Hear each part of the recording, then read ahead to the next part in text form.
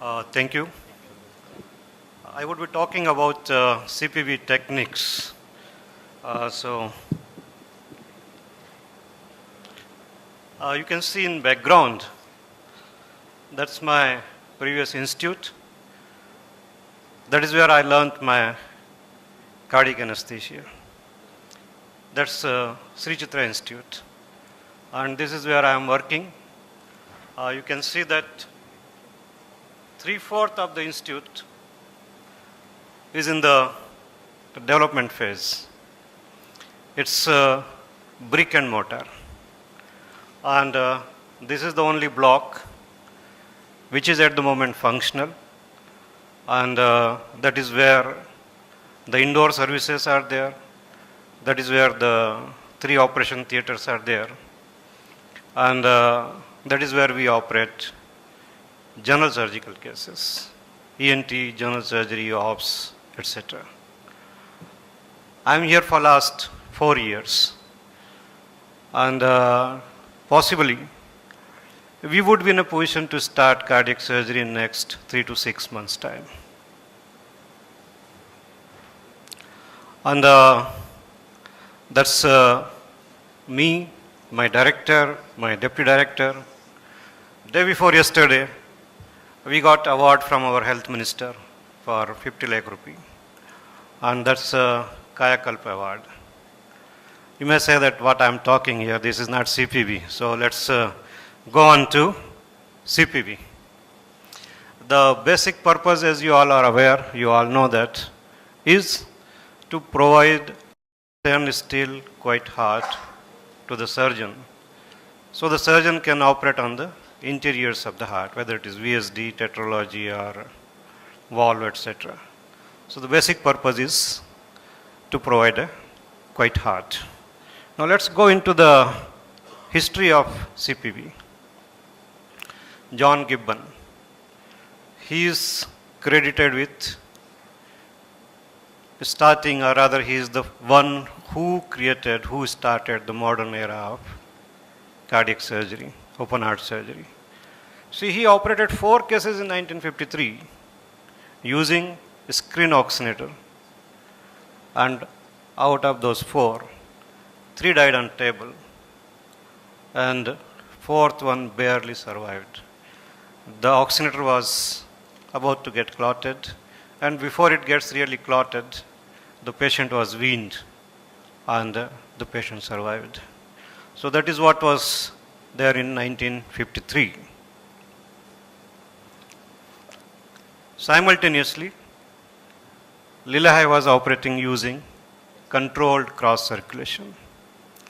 I am sure many of you would be knowing about it, where what it is either the mother or the father act as heart and oxygenator, and the child is operated on. So that is what was the technique of supporting lung function and heart function.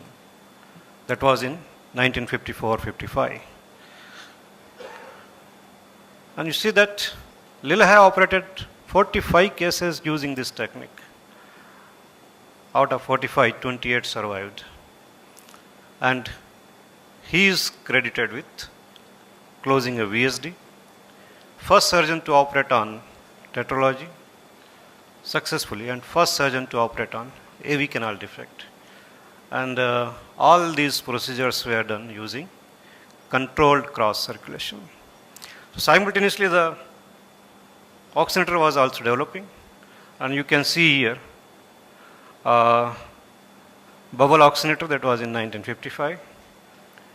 So, and that is the time the bubble oxygenator replaced controlled cross circulation.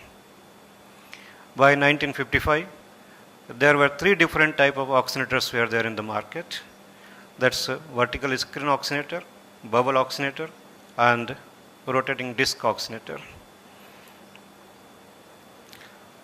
And look at what Donald Ross commented. That was in 1955-56. I remember going to Minneapolis to visit Lillehei, and it was like a circus. The OR was chaos with pipes and tubes everywhere. The patient did well, but I thought, I do not know if I could do this sort of surgery with so much confusion. While 60 miles away, he went to Mayo Clinic, walked into Kirkland's OR, and he commented, it was like walking into a church. There was no sound, no excitement. And I'm sure that, at least I know of, our theaters, the ranges between the two.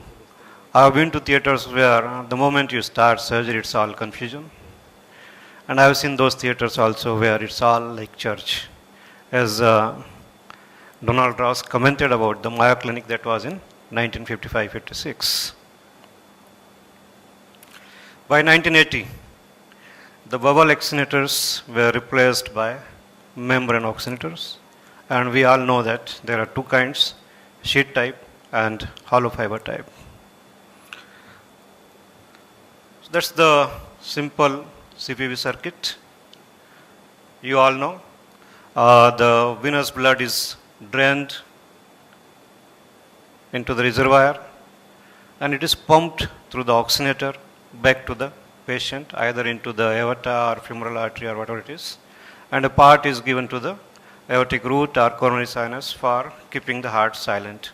So that is the simplest CPV circuit. Now we all know that bypass is associated with significant morbidity. Many patients suffer from post-op bleeding. They need multiple transfusions, and many of them they develop transfusion-related complications.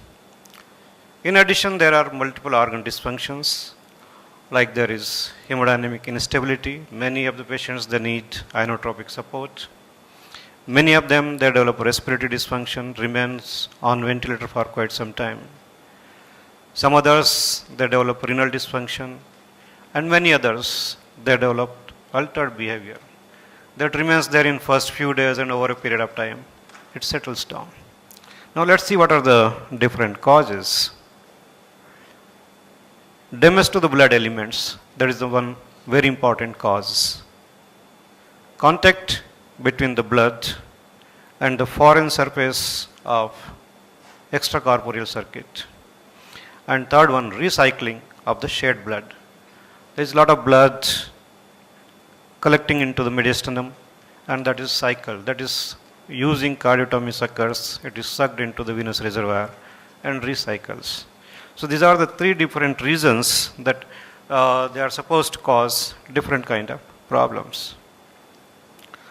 Now just look at what a roller pump does. Causes damage to the blood, and spallation of tubing that is responsible for embolism of particulate matter. So these are the two important reasons using a roller pump. And the damage to blood, especially RBCs, lead to hemolysis and related activation of so many cascades. Now, so based on that, what we did, that was in 2007.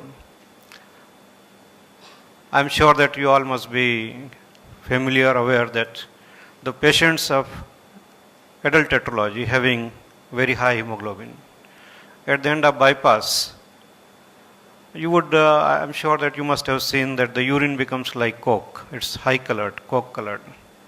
Now what is the reason? It's damage to the RBCs.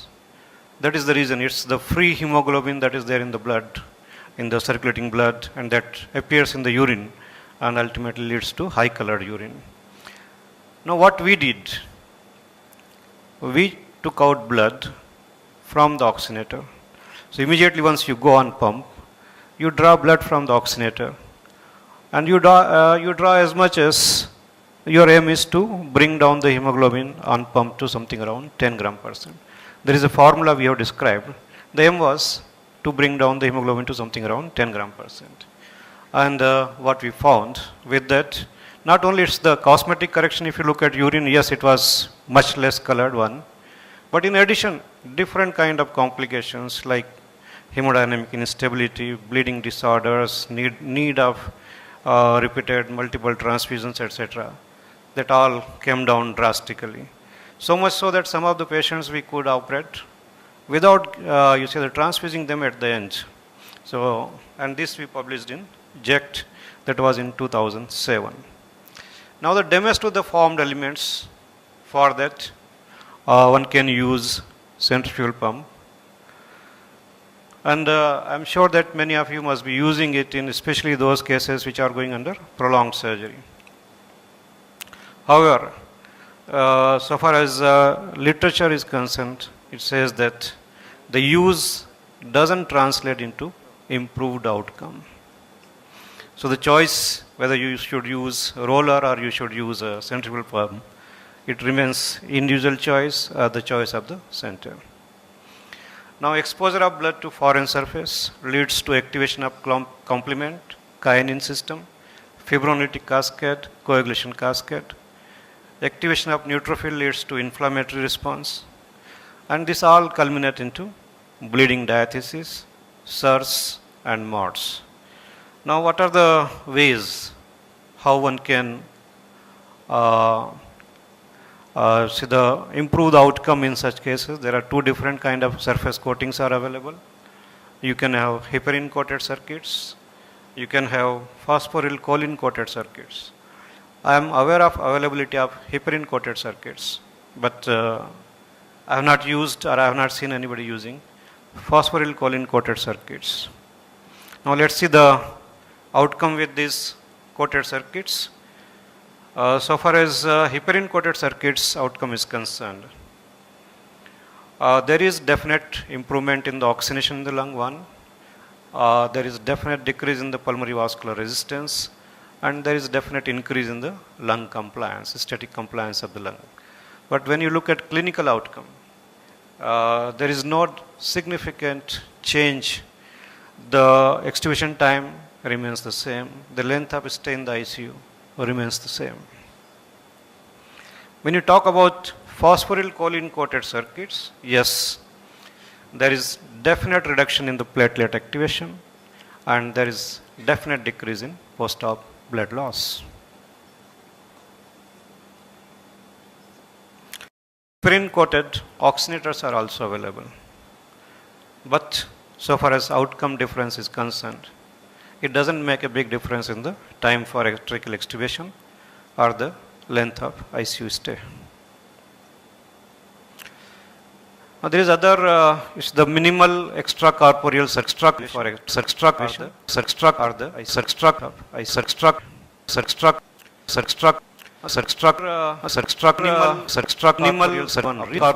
for activation are the minimal corporeal activation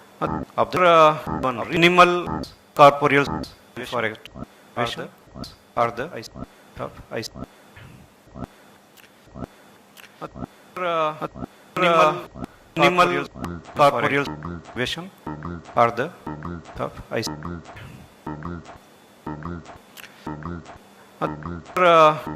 minimal corporeal for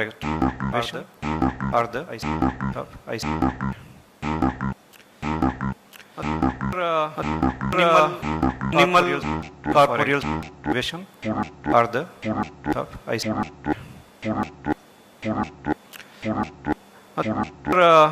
minimal corporeal for activation are the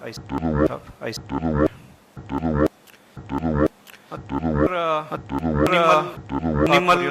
corporeal activation are the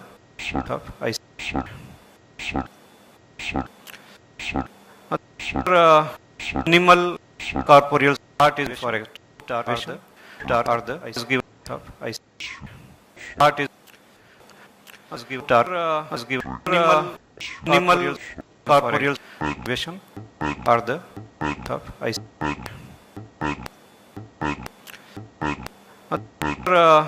minimal corporeal for activation heart is are the I star is given heart is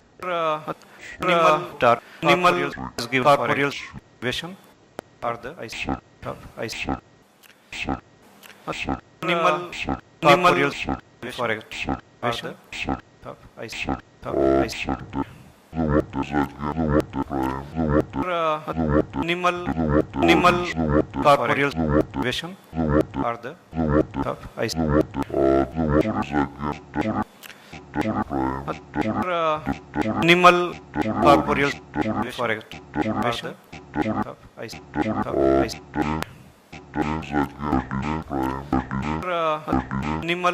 minimal corporeal situation or the ice minimal corporeal correct situation ice minimal corporeal situation or the ice minimal corporeal correct question ice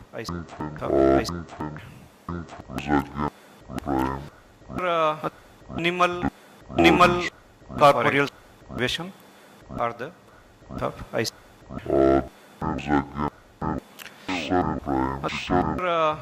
minimal corporeal correct question ice minimal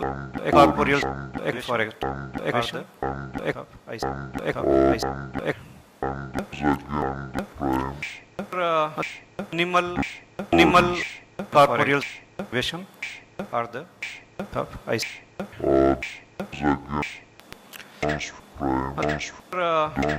minimal corporeal correct question ice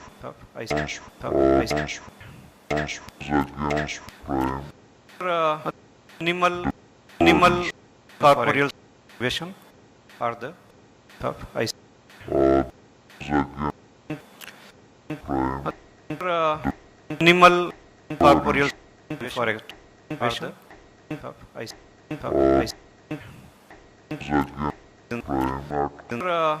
minimal corporeal situation or the ice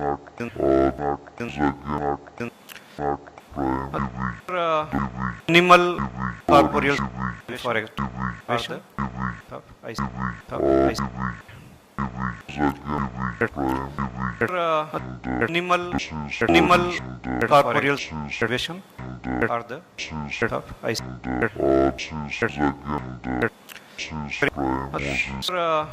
minimal corporeal correct or the ice minimal corporeal situation or the ice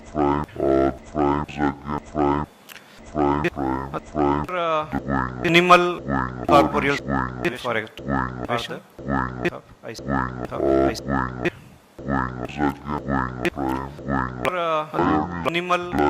minimal corporeal situation or the ice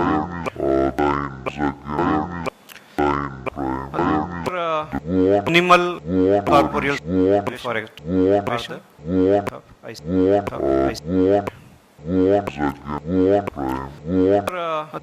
minimal corporeal correct or the ice minimal correct corporeal vision or the ice minimal corporeal correct or the vision ice minimal corporeal correct or the ice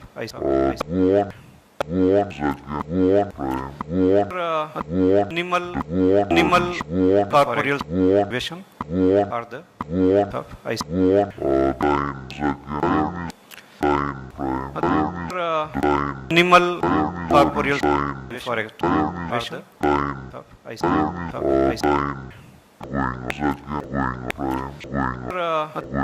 minimal corporeal vision or the ice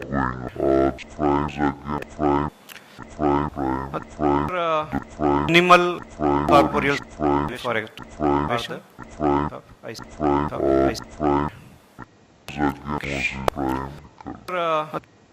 ice minimal corporeal vision or the ice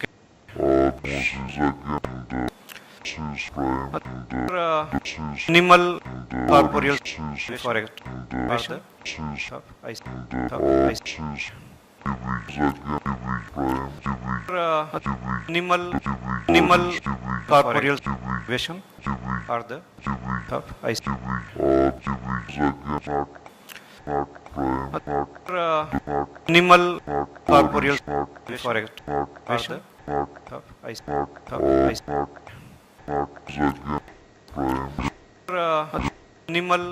Animal corporeal situation or the of ice.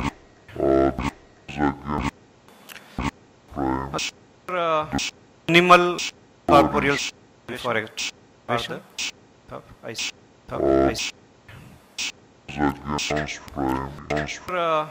Animal corporeal situation or the of ice. Animal corporeal correct or the of ice. Animal corporeal situation or the of ice. Animal corporeal correct or the of ice.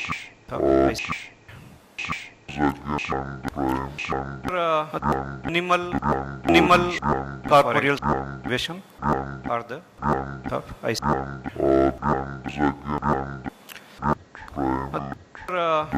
Animal corporeal correct or the of ice.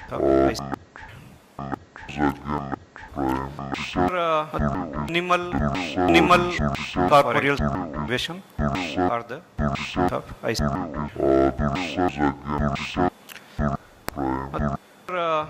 Animal corporeal correct or the of ice. Animal corporeal situation or the of ice.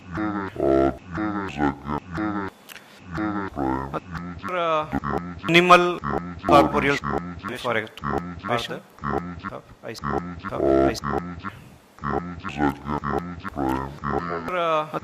Animal corporeal situation or the of ice.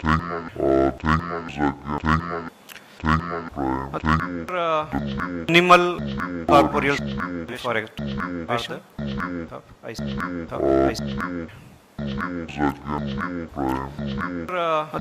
Animal corporeal situation or the of ice.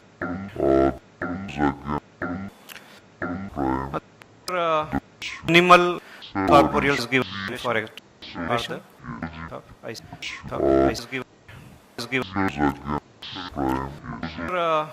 Animal corporeal situation or the of ice.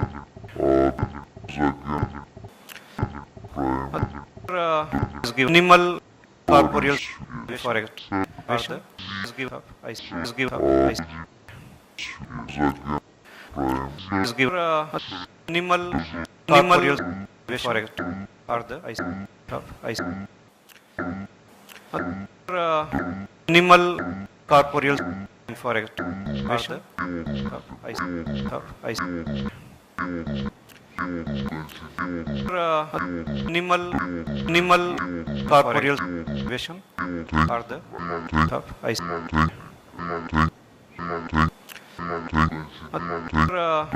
Animal corporeal correct or the of ice.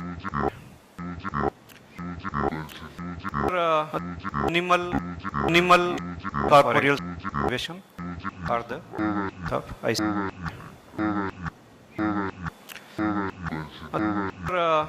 Animal corporeal correct or the of ice.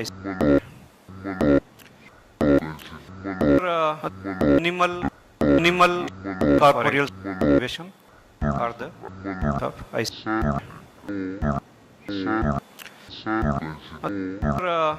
Animal corporeal correct or the of ice.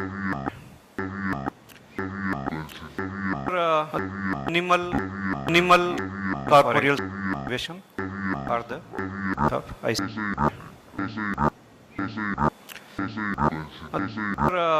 Animal corporeal correct or the of ice.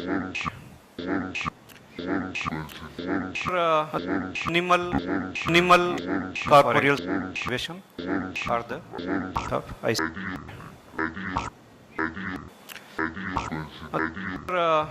Minimal corporeal for extraction of ice.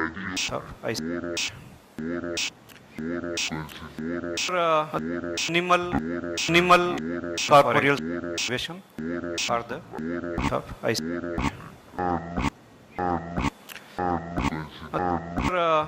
Minimal corporeal for extraction of ice. Minimal corporeal situation are the of ice.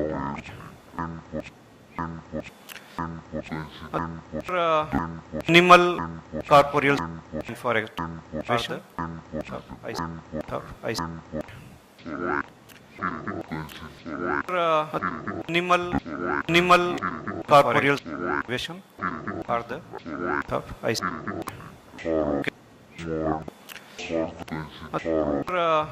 Minimal corporeal for extraction of ice. Minimal corporeal situation are the of ice.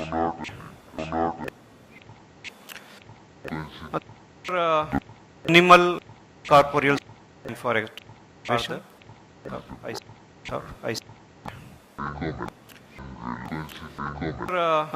Minimal corporeal situation are the of ice.